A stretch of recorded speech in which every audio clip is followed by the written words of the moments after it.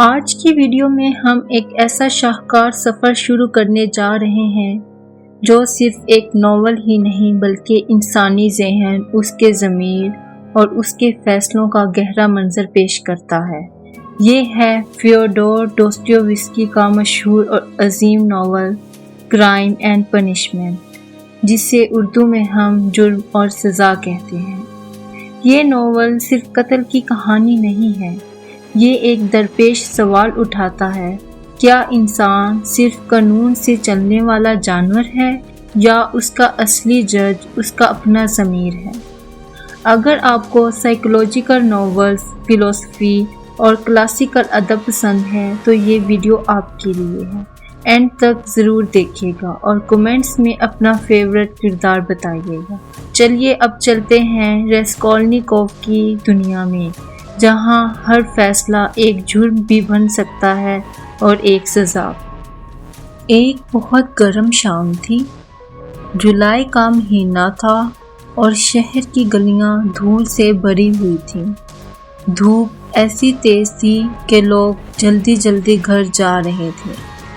اسی بے چینی کے درمیان ایک چھوٹا سا کمرہ تھا، چھت کے نیچے والا کمرہ، جسے لوگ گیرٹ کہتے ہیں۔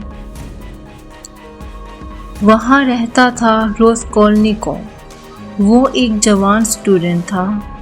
اس کے کپڑے پھٹے ہوئے تھے، جیب میں پیسے کم تھے اور زندگی مشکل چل رہی تھی، لیکن اس کی سوچ تیز تھی۔ آنکھوں کے نیچے ہلکی سی تھکان اور اداسی تھی۔ وہ اکثر خود سے بات کرتا اور اکثر سوچتا کہ زندگی نے اسے اتنا پریشان کیوں کیا۔ راسکولنیکوف کو اکثر تنہائی پسند تھی۔ تنہائی میں وہ اپنے خیالوں کو زیادہ سمجھ پاتا، مگر اس تنہائی میں اس کو اور بھی خیال آتے، جیسے کچھ لوگ عام لوگوں سے الگ ہوتے ہیں، ایکسٹرا آرڈنری لوگ۔ اس کا مطلب یہ تھا کہ کچھ انسان اتنے تیز، اتنے الگ ہو سکتے ہیں کہ ان پر عام قانون ویسا زور نہ کرے۔ وہ خیال صرف سوچ نہیں رہا تھا، دھیرے دھیرے وہ ایک تھیوری بن گیا۔ اگر کوئی انسان ایکسٹرا آرڈنری ہے اور اس کا عمل عام لوگوں کے لیے فائدہ مند ہو تو کیا اس کو قانون توڑنے سے روکا جا سکتا ہے؟ اس کا چھوٹا سا کمرہ چھت کے نیچے، جو ایک طرح سے ڈبہ سا تھا، اس کے لیے پریزن جیسا تھا۔ صبح سے رات تک وہ یہیں پڑا سوچتا اور کم سے کم باتیں کرتا۔ اس کا دل غریبی سے بھرا ہوا تھا۔ اس کو پیسے چاہیے تھے، کھانا کم پڑ جاتا تھا اور کپڑے پھٹے تھے، لیکن غریبی سے زیادہ اس کو سوسائٹی کا بے انصافی دکھائی دیتی۔ کچھ لوگ مزید امیر اور کچھ لوگ بڑے دکھ میں جیتے۔ اس کی زندگی کا ایک بڑا حصہ اس کی لینڈ لیڈی تھی، ایلیونا ایونووا۔ وہ ایک بوڑھی عورت تھی جو پون شاپ چلاتی تھی۔ لوگ چھوٹی چیزیں اس کے پاس رکھ کر قرض لیتے۔ ایلیونا کم پیسے دیتی اور بہت سخت تھی۔ راسکولنیکوف اس کے قرض میں تھا۔ اس قرض کی وجہ سے وہ اس سے ملنے سے ڈرتا۔ وہ چپکے سے نیچے اترتا اور اپنا راستہ بدل لیتا۔ ایک دن جب وہ پون شاپ گیا تو اس نے اپنی پرانی سلور واچ دی۔ ایلیونا نے اس کو بہت کم پیسے دیے۔ راسکولنیکوف نے ناراضگی سے کہا، 1 روبل 50؟ یہ تو بالکل بیکار ہے۔ ایلیونا نے ٹھنڈے لہجے میں جواب دیا، تم جیسے آتے ہیں، چھوٹی چھوٹی چیزیں رکھواتے ہیں، میں اپنا حساب جانتی ہوں۔ یہ چھوٹی ملاقات اس کے دماغ میں گہرا اثر چھوڑ گئی۔ وہ سوچ رہا تھا کہ ایلیونا جیسے لوگ دوسروں کا فائدہ اٹھاتے ہیں۔ یہ سوچ اس کی پہلی چلتی ہوئی تھیوری کو مضبوط کرنے لگی۔ اگر دنیا سے ایسے لوگوں کو ہٹا دیا جائے تو بہت لوگوں کا فائدہ ہوگا۔ اس کے بعد راسکولنیکوف محنت سے پون شاپ آبزرو کرنے لگا۔ وہ دیکھتا کہ ایلیونا کیز کہاں رکھتی ہے، کون سا ڈرور زیادہ یوز ہوتا ہے اور کب دکان خالی رہتی ہے۔ ہر چھوٹی چیز اس کے لیے معمولی نہیں رہی، وہ سگنل بن گئی۔ شہر کے حالات بھی اس کو زیادہ پریشان کر رہے تھے۔ پورٹ ہاؤسز کی بدبو، گلیوں پر اجنبی لوگ اور شرابی آدمی، یہ سب اس کی بے چینی کو بڑھاتے۔ ایک دن جب وہ راستے سے جا رہا تھا تو کسی شرابی نے چیخ کر کہا، "ارے جرمن ہیٹر!" راسکولنیکوف نے اپنی ٹوپی مضبوطی سے پکڑی اور اندر سے گھبرا اٹھا۔ اس کو پتا تھا کہ چھوٹی چھوٹی باتوں سے لوگ اس کو یاد رکھ لیں گے، اور اگر لوگ اس کو آسانی سے یاد رکھیں گے تو اس کا پلان فیل ہو سکتا ہے۔ اس کی زندگی میں ایک دوسرے شخص سے ملاقات ہوئی۔ مرمیلاڈوف ایک ریٹائرڈ کلرک تھا جو شراب پیتا تھا اور اپنے دکھ رو سناتا۔ مرمیلاڈوف نے اپنی زندگی کا درد اس انداز میں بیان کیا، "میں اپنے آپ کو برباد کر رہا ہوں، مجھے معلوم ہے، لیکن مجھے رکنا نہیں آتا۔" وہ بہت افسوس سے بولا، "میری بیٹی سونیا، وہ ہمارے لیے جو کر رہی ہے اس کا کوئی اندازہ نہیں۔" مرمیلاڈوف کا یہ ذکر راسکولنیکوف پر گہرا اثر کرتا ہے۔ سونیا کا نام اس کے دماغ میں رہتا ہے۔ مرمیلاڈوف جو اپنی فیملی کے درد اور بے عزتی سناتا، راسکولنیکوف کو محسوس ہوتا کہ بہت سے لوگ ایسے ہیں جن کے پاس کوئی مدد نہیں۔ اس سب سے راسکولنیکوف کی سوچ اور گہری ہو گئی۔ وہ خود سے کہنے لگا، اگر کسی برے انسان کو نکال دینا غریب لوگوں کو آرام دے سکتا ہے تو کیا یہ مسئلہ غلط ہے؟ یہ سوچ اس کو دھیرے دھیرے ایک خطرناک راستے پر لے جا رہی تھی۔ وہ اب آبزرویشن سے آگے آ گیا، اب پلاننگ کرتا۔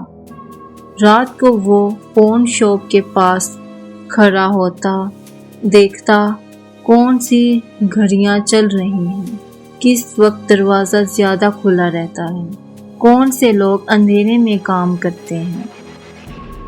اس نے دیکھا کہ پون شاپ کے اوپر والا حصہ چھوٹا سا کمرہ تھا جہاں شاید کچھ قیمتی سامان رکھا ہوا تھا۔ اس نے ہر طرح سے سوچا، اگر کبھی کچھ کرنا ہوا تو کیسے کرنا ہوگا۔ وہ اپنا روزمرہ کا راستہ گننے لگا۔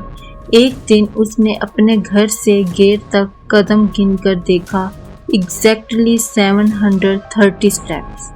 یہ گنتی پہلے اس کے لیے کوئی مقصد نہیں تھی، مگر اب یہ اس کی پلاننگ کا ایک حصہ بن گئی۔ اگر اس سے پتہ ہو کہ کتنی دور چلنا ہے تو وہ اپنے ٹائم کو بہتر سمجھ پائے گا۔ راسکولنیکوف نے اپنے کھانے کو کم کر دیا۔ 2 دن تک اس نے کم ہی کھایا۔ یہ کم کھانا اس کی باڈی کو کمزور کر رہا تھا، لیکن اس کے ذہن کو اور تیز بننا تھا۔ اس فزیکل ویکنس کا مطلب تھا کہ اس کی انرجی کم تھی، مگر اس کا آبسیشن زیادہ تھا۔ اس کی راتوں کی نیند چلی گئی۔ وہ اکثر لیٹ رات تک جاگتا اور خود سے باتیں کرتا، کیا میں یہ کر سکتا ہوں؟ کیا میرا دل اس کام کے لیے تیار ہے؟ کبھی کبھی وہ خود سے بڑے زور سے کہتا، اگر میں یہ کروں تو میں ایک ایکسپیریمنٹ کر رہا ہوں۔ اگر میں کامیاب ہوا تو میں ثابت کر دوں گا کہ میری تھیوری ٹھیک ہے۔ یہ سوچ اس کو ہمت بھی دے رہی تھی اور ڈرا بھی رہی تھی۔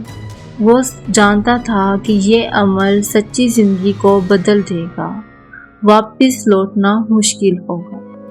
ایک شام جب اندھیرا تھوڑا گہرا ہوا تو راسکولنیکوف نے پھر سے پون شاپ کا رخ کیا۔ اس بار وہ دھیرے سے اندر گھسا۔ الیونا کمرے کے کونے میں بیٹھی تھی۔ ایک چھوٹی سی روشنی سڑک کی طرف لگی ہوئی تھی۔ اس نے پھر سے اپنی گھڑی چھوڑی اور تھوڑے سے پیسے لیے۔ اب الیونا نے دیکھا، پہلے جو قرض تھا اس کا حساب کرو۔ راسکولنیکوف نے چپ کر کے پیسے لیے اور اندر سے غصہ چھپا لیا۔ اس کی آنکھوں میں ایک ایسا نشہ تھا جیسے وہ کسی فیصلے کے قریب ہو۔ اسے پتا تھا کہ اس کی ریہرسل اب صرف اندر ہی نہیں چل رہی، کسی وقت وہ ایکشن بھی کر لے گا۔ وہ گھر آیا اور اپنی چھوٹی سی میز پر بیٹھا۔ اندھیرے میں اس نے اپنی گھڑی دیکھی اور سوچا، اگر یہ گھڑی کسی غریب کو مل جاتی تو کیسا ہوتا۔ پھر اس نے ایک اور خیال سوچا، اگر وہ کسی برے انسان سے پیسہ لے کر غریبوں کو دے دے تو۔ اس نے اپنی آواز میں دھیرے سے سوچا، اگر میں کسی انسان کو مار کر اس کی دولت لے لوں تو کیا اس سے کچھ اچھا ہو سکتا ہے؟ یہ سوال اس کی رات کا سب سے بڑا ساتھی بن گیا۔ پوری رات اس کے دماغ میں گھومتا رہا۔ کبھی وہ سوچتا کہ یہ سب بڑی برائی ہے اور واپس لوٹنا چاہیے، پھر کبھی سوچتا کہ یہ بڑی صحیح بات ہو سکتی ہے، ایک ایسا قدم جو کچھ لوگوں کی زندگی بدل دے۔ اگلے دن وہ میئر میلاڈوف سے پھر ملا۔ میئر میلاڈوف نے پھر اپنا دکھ بیان کیا۔ اس کا دل ٹوٹ چکا تھا۔ وہ اپنے گناہوں پر فکر مند نظر نہیں آتا بلکہ پچھتاوے کا اظہار کرتا۔ میئر میلاڈوف کے الفاظ راسکولنیکوف کے ذہن میں بار بار آتے، میری بیٹی سونیا، وہ ہمارے لیے جو کر رہی ہے اس کا کوئی اندازہ نہیں۔ یہ الفاظ راسکولنیکوف کو اور زیادہ انسپائر کرتے۔ راسکولنیکوف کی پلاننگ میں چھوٹی چھوٹی چیزیں شامل ہو گئیں۔ کون سے دن زیادہ لوگ باہر ہوتے ہیں، کون سے ٹائم پہ اسٹریٹ کم ہوتی ہے، اگر کوئی آواز آئے تو کیا کرنا ہے۔ اس نے سوچا کہ سب سے اچھا ٹائم رات کا ٹائم ہے، جب لوگ ہوں اور اندھیرا ہو۔ لیکن اس کو پتا تھا کہ اندھیرے میں بھی گواہ مل سکتے ہیں، کوئی نیبر آنے والا ہو یا کسی کی یا آواز سن لے۔ اس لیے اس نے اپنے آپ کو مینٹلی تیار کرنا شروع کیا۔ کبھی کبھی وہ سوچتا کہ یہ سب اس کے ذہن کا کھیل ہے۔ اس نے کبھی کسی کو مارنے کا ارادہ ہی نہیں کیا تھا، مگر ہر بار جب وہ پون شاپ کے سامنے کھڑا ہوتا تو اس کو ایسا لگتا جیسے اس کی سانسیں تیز ہو رہی ہیں۔ ایک چھوٹی سی بات جو اس کو بہت پریشان کرتی تھی وہ اس کی ہیٹ تھی۔ وہ ہیٹ جو زیادہ پرانی اور عجیب سی تھی، لوگ اسے عجیب نظروں سے دیکھتے۔ ایک دن ایک شرابی نے زور سے چیخ کر کہا، ارے جرمن ہیٹر! راسکولنیکوف ڈر کے ساتھ رک گیا اور ہیٹ کو اور مضبوطی سے پکڑا۔ یہ چھوٹی چھوٹی باتوں سے وہ ڈسٹریکٹ ہوتا، اس لیے اس نے سوچا کہ اگر ریپریزنٹیشنل چیزیں ٹھیک ہوں گی تو پلان کا چانس زیادہ ہوگا۔ رات کے آخری پہلو میں اس نے اپنے سارے سینیریو ایک دفعہ پھر سوچ لیے۔ اگر کچھ بھی گڑبڑ ہوا تو وہ کس طرح سے جسٹیفائی کرے گا۔ وہ سوچتا اگر عمل سے بہتر نتیجہ ملتا تو وہ اپنی تھیوری کو ثابت کر لے گا۔ اس سوچ نے اس کے اندر ایک ہاف کنفرمیشن پیدا کی، مطلب اب وہ اتنا تیار تھا کہ ایکشن لینے سے پہلے اس کا ارادہ ذرا مضبوط ہو گیا تھا، مگر پھر بھی اسے کچھ ڈر تھا۔